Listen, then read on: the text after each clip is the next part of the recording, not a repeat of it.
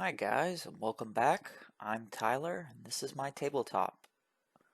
Today we are finally going to paint up our first building. Uh, this is one of the buildings from the Rural Village series that we've been assembling. Um, so you're going to see a couple of different camera lightings and angles and stuff as it's been kind of experimental. Um, this is actually 9 separate times I sat down and painted and recorded for this to put this single video together. So there will be some changing camera angles and whatnot as we go through. So I'm going to get started with the more sped up footage. So what we're doing first is we're just painting the blocks. We're blocking out the color. And for this, I use dirt cheap paint. I went to Walmart, and you can pick colors and then mix your own to whatever particular color you want. I just picked colors that actually looked like I could probably use them straight out of the bottle. I showed you earlier during my initial voiceover, but it's roasted marshmallow apple barrel paint. It's like 99 cents a bottle or something like that. Uh, the little bottle that I'm using is just straight water. It's about 50-50, just to thin it out a little bit. And so what I'm doing now is I'm covering all of the walls, including the corner details. All of that is getting covered with what we're going to call my wall color, which is roasted marshmallow, which is uh, it's kind of whitish yellow, but it's not super yellowy. Maybe like a really light brown, I guess. Um, and for paintbrushes, especially on terrain, I just use cheap paintbrushes. All my paints come from Walmart. I live in a part of the United States where Walmart is by far the easiest option. So my brushes also come from Walmart for terrain building. I bought a new set just because some of mine have gotten a little rough. So I spent like a grand total of $7, like $5 on 20 paintbrushes, and then $3 or so on paints. So we've already finished up the first floor. Now I'm uh, throwing my wall color onto the second floor. Um, I'm not going to do quite as much with the interiors. I They're going to get a coat of the exact same paint, just so that they're not stark white. Um, I guess I should mention that this does go over a normal, average, flat white primer. Um, I predominantly use Rust-Oleum, I think. I usually use a primer plus paint for most things. That's what I used on my tanks. This time I grabbed a can of just pure primer. It's like Rust-Oleum white primer, flat. Because I had a little bit of a problem with a previous building.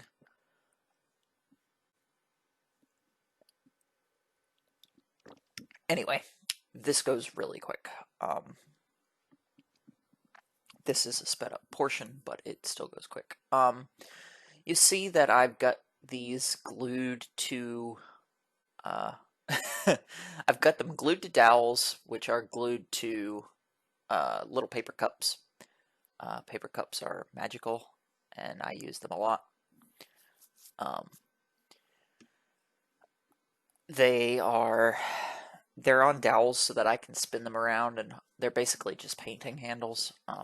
And obviously, I put them on paper cups so that they would stand up on their own. Because because it's cheap.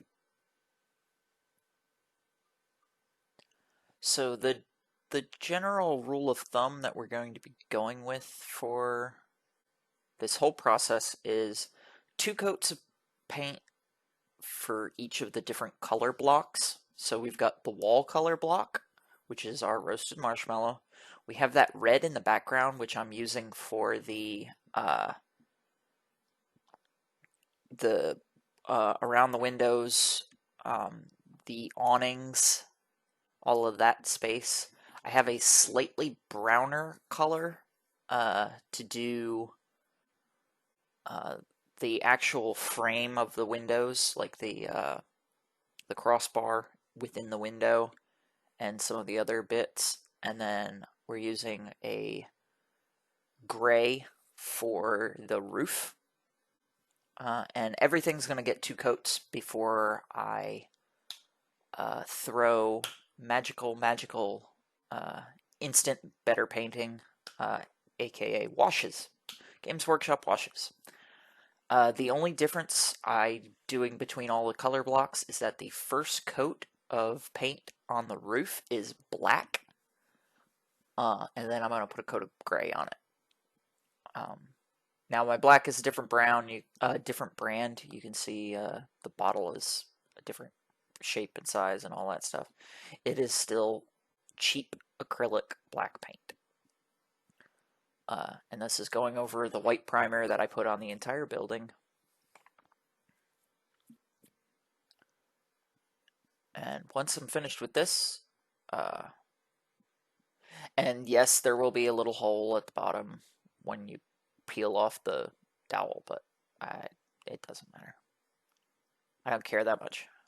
It'll get touched up eventually, but I'm not super concerned with it. And so what's going to happen next is once I finish up the roof, I'm actually going to start the second coat of the wall color, because by now the first floor is pretty much dry.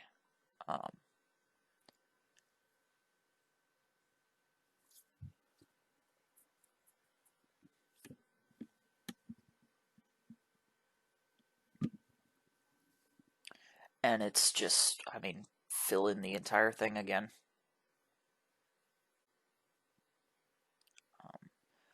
You could use an airbrush for this. So I own an airbrush, and I really did buy it for doing terrain and that type of stuff. However, it is something that I have not played with, and so it is not a skill that I actually possess. And so I didn't want to learn how to use it while I was painting my buildings on camera. As I'm learning how to do video recording and editing and all of that good stuff as well, I felt that doing too many new things all at once was going to be just asking for trouble. As it is, my video editing and recording isn't great. And having to fiddle with my airbrush would have made things worse. And sorry for the jump, but this is actually, it's at the same time, it was one of my 30-minute camera jumps, and I completely forgot to hit it. So I lost a couple of minutes of me sitting there actually painting. But when I finish up the second coat of the walls, I actually stopped painting for this session. So there's going to be an actual, like, you'll notice the background and the lighting changes because I think a day later I came back and started painting again. This whole thing was painted over the course of several evenings, and because my workstation is also my computer table, I have to take down the painting booth, which is the white background that you see and all that stuff. So it all shifts around. Anytime all of the stuff shifts, you can tell that it's been a different evening. So yeah, there we go. Now we are on evening number 2, and you can see I've gotten out a different color. It's like hazelnut or something like that. It's quasi wood-ish to my eye, which is what I wanted. And this is going on the crossbars for the windows. And I'm being fast and loose with this. I hit all of the window frames with this with 2 coats, and then right before I washed, obviously giving it enough time to dry, I hit the interior with the wall color again because I was being super sloppy, and this brown gets all over the inside edges of the windows and stuff. I didn't do these round windows up at the top, just because I didn't feel like it.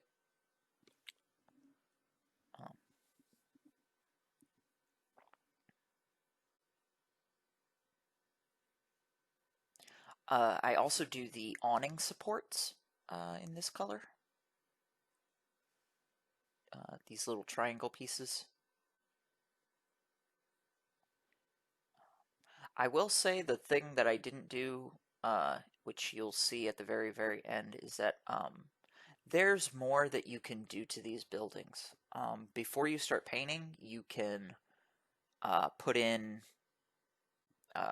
battle damage, drilling in like bullet holes and stuff like that, and that may be something that I do on some of these other buildings, but this first one I just wanted to paint because I'll be honest, I haven't really made any terrain for my historical war games. I've been a fan of historical wargaming for quite a while, but more in a nebulous, like, I really want to play this, and less a I am playing this type thing. And so now I'm pulling out the gray to cover up, to do the second coat for the roof. Which is, it's just pewter gray or something like that. It's apple barrel gray. So as I was saying, this is really the first time I've built historical wargaming terrain. So matching colors and making it look historically reasonable is something that I've never done before. So I wanted to put it together and paint one of the buildings without adding too much flair. So this building is very kind of plain. I don't really mess with it a whole lot. Just out of trying to see how it looks at the end first before I start adding bells and whistles. And now I'm adding the second coat. It's probably not, the first coat is probably not fully dry, but doesn't matter a whole lot. And it goes on fast. So I will echo the advice of other YouTube painters. You want to use the biggest brush that you can comfortably use for whatever you're painting. You could use a much smaller brush, but all that happens, if you can be precise with a bigger brush, you get more paint on the brush, and so you have to re-dip it in your paint less often, and so it speeds things up. So I'm using it's maybe a third of an inch wide square-headed brush. Mostly because the cheap kit that I bought didn't have a whole lot of options between this and the big 1-inch one that I was just stirring the paint with the back of.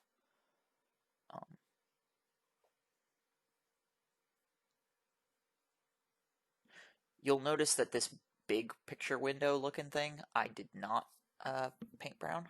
It's going to get the red just because I wanted to. And now we're going to do the red. This is kind of a, it's not like a cherry red, it's like a burgundy, or maybe a maroon or something like that.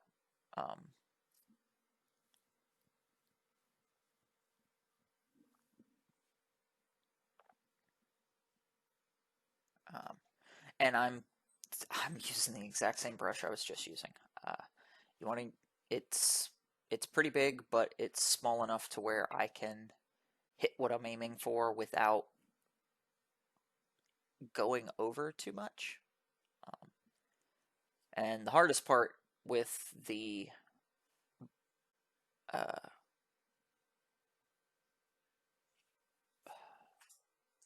the word is escaping me. These uh,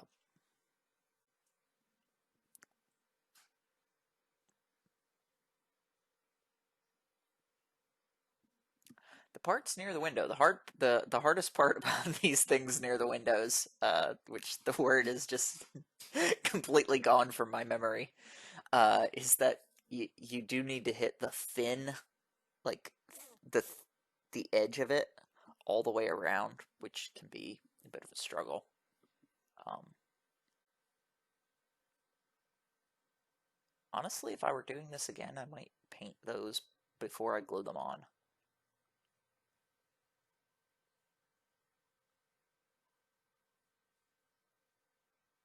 Shutters. They're called window shutters. There it is. When I stop thinking about it, the word comes back. So yeah, the window shutters, they're made out of cardboard, and so they're very thin. But you do need to hit the edges. Um, I settle on like a hit the edge of both shutters for each window at the same time, and then move on.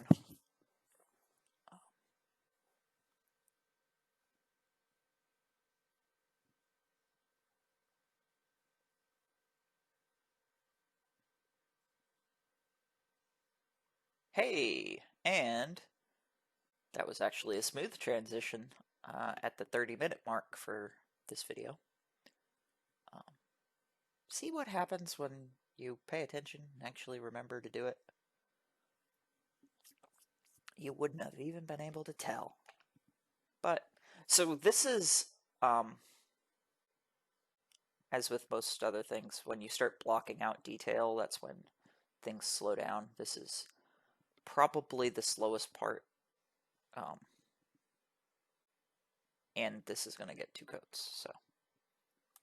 And as much as I like sitting here talking to you guys and watching myself slowly paint these shutters, I've moved up to 8 times acceleration just because this takes a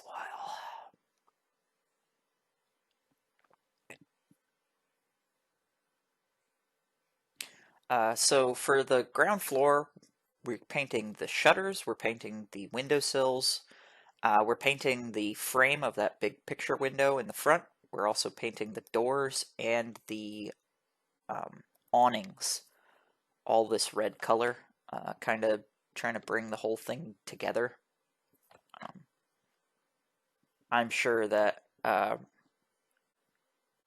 small town small town French in World War II may have been more creative with their coloration and stuff, but I'm not being.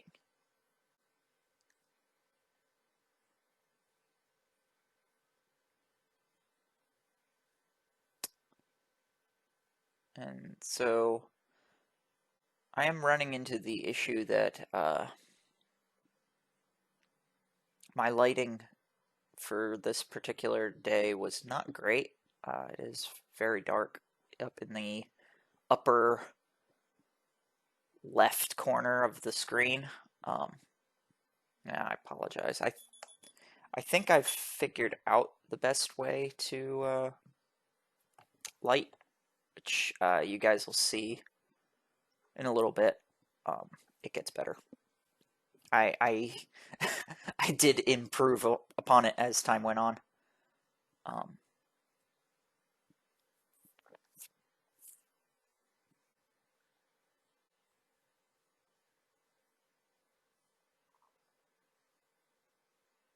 Also, painting all the slats on this big picture window was very tedious. Um,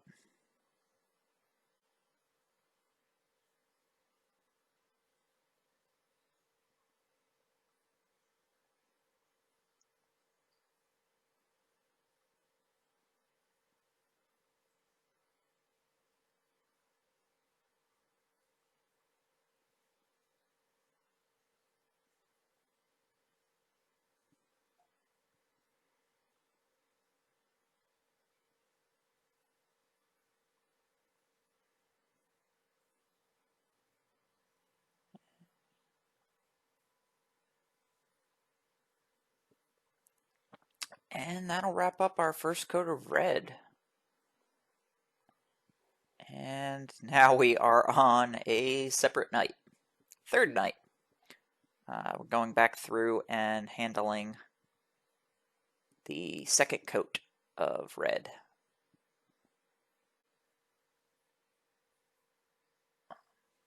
And that was just me showing you that I'm using the exact same chisel head. I guess it's called a chisel-headed brush. And of course, there we go. Tyler, please remember to stay in frame. The lighting is a little better for this particular shot, but you can see that I didn't pay a whole lot of attention to my background, so it's sticking up and not providing a nice uniform background color. Oh well.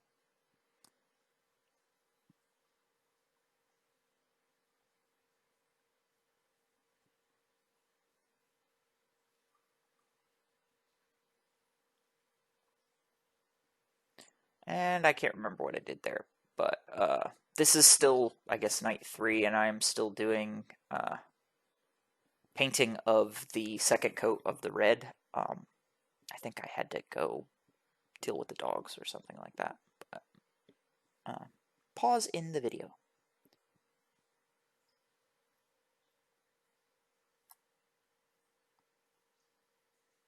And you can see me trying to keep track of what I have and have not put a second coat on. Now you could not water down your paints and probably get away with doing a single coat. However, there is some detail in these MDF kits that you might lose if you do that. Like the grooves and stuff that they have etched into the wood. You run the risk of covering those up. So, 2 coats, we're going to do it the right way.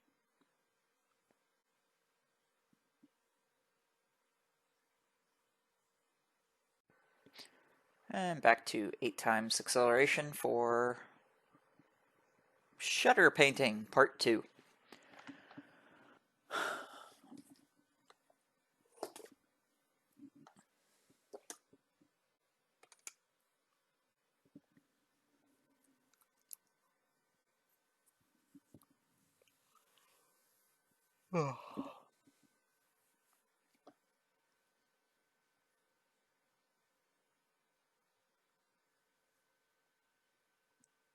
So once we get the second coat on this, it's going to be allowed to dry, and then we will be doing the magic step. We're going to cover the entire model in one of 2 different washes. And for the washes, I use Games Workshop or Citadel paint. Nuln Oil will be used on the roof because it's kind of a black based. And then I think Agrax Earthshade for the brown. Yes, I think so. I'm going to show you in just a second on camera anyway, so I don't know why I'm guessing. I'll just patiently wait for an extra 30 seconds, so I'll be able to tell you. We are moving on to, I guess, night 4 of filming. You'll see the background will shift. And background shift. There we go. Yep, Agrax Earthshade. So I've got out my big brush. The biggest brush that will fit into the pot. And I'm going to be super aggressive with this. Everything is getting painted except the roof. But everything on the first 2 floors, inside and out.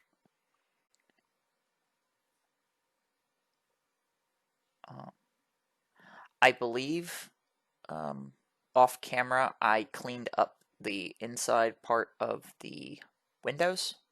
I just like re-blocked the wall color out just to cover up some of the brown. But you can see I'm being just super aggressive with it, making sure that there's plenty on there to pool. Yes, I did clean it up. It's not really like I'm painting the insides just so that they're uniform with the outside when you take them off, but it's not necessarily necessary. But I mean, that's it. It took not too long at all. The only thing I do is make sure that there's not too much wash, like on the brickwork and stuff. It does tend to pool, especially if that's the first place you hit. So just spread it out a little bit with your brush. You do not need to water down your washes. They are effectively just paint that's super watered down to begin with, I think. There might be some extra stuff in them, but they are magic.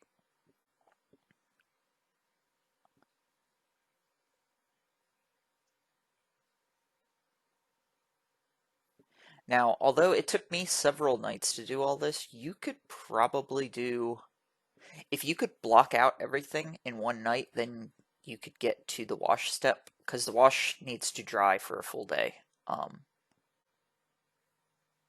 Well, it's better for it to dry. It takes much longer to dry than the rest of the paints that you're using. So, once I've put a wash on the whole thing, I will be waiting until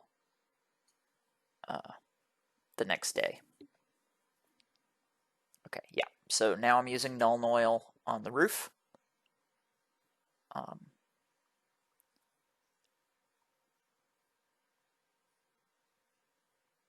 And so once your wash is dry, you're effectively finished. You can either dry brush with your wall color and your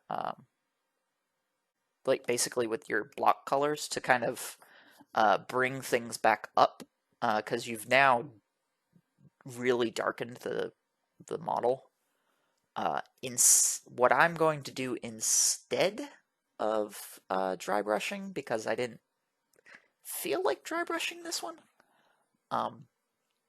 is I'm gonna stipple on a slightly lighter color on the wall. Okay, so now that we're doing something besides standard block painting and washes, I'm actually gonna slow the video down a little bit. But I've got just a cheap car sponge. I buy them. There's like a 5-pack at Home Depot or something like that. They're pretty cheap. But I have a lighter color than the wall itself. It's a slightly lighter shade, same brand. I'm gonna get most of the paint off the sponge, and then I'm just gonna kind of stipple it on. And all it's gonna do is it's gonna kind of bring the color back up because the walls are very dark, as you can see. Now the stippling is not going to be able to get everywhere into the little tiny parts. Certainly not with how big I've got the brush.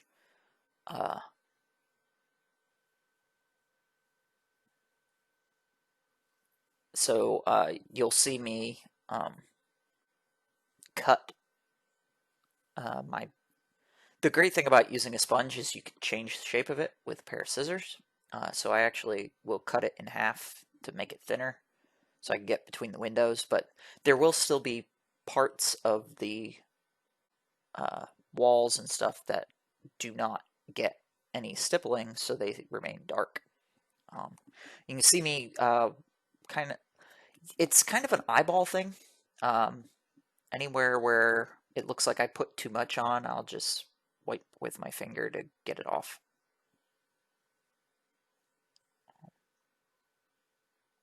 Yeah, and cut it in half.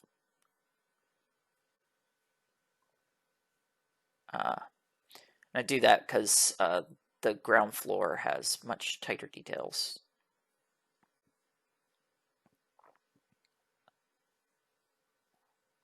I'll be honest, I'm pretty sure the reason I decided not to do just normal dry brush to highlight is that I didn't feel like dealing with the windows. And so by only doing this stippling in this one color, I'm not touching the windows at all. And so purely out of laziness, I decided to do something that was not what I would normally do. Probably for my next building, I guess I'll do the highlighting. Once I'm done with the wall color, I'm gonna get another brush, another piece of sponge, and this time I'm gonna use the exact same gray that I put on for coat 2 of the roof. And this is watered down paint.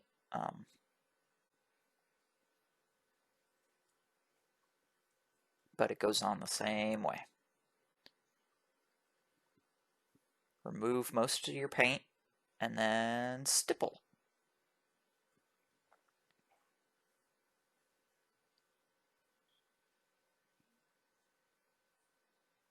And that's really it. So now time for turntable shot. So this is the finished result. I think it looks pretty good. There's some touch-ups I could do, and I'll probably go through the entire village and do touch-ups all at once instead of one building at a time. But tune in next time for probably another painting video. If you like it, please like, share, and subscribe. I'm Tyler, and this has been my tabletop.